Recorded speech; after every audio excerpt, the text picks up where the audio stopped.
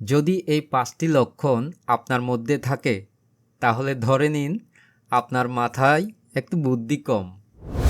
প্রথম হচ্ছে, কোনো সমস্যার মুখোমুখি হলে সেই সমস্যার সমাধান কিভাবে করা যায় সেদিকে মনোযোগ না দিয়ে বরং সমস্যা থেকে পালানোর চেষ্টা করেন।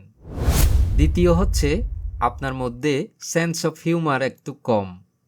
কেউ একটু খোঁচা দিয়ে কথা বললেই আপনি রেগে অস্থির হয়ে যান। আপনি বুঝতেই পারেন না আপনাকে রাগানোর জন্য এভাবে বলা হচ্ছে।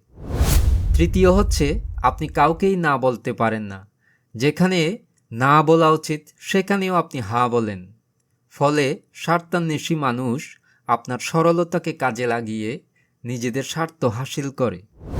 চতুর্থ হচ্ছে, কোনো কাজে ব্যর্থ হলে আপনি নিজের কপাল বা ভাগ্যকে দোষারোপ করেন, অথচ আপনি যে ভুল করেছেন সেটা আপনার চোখেই পড়ে না।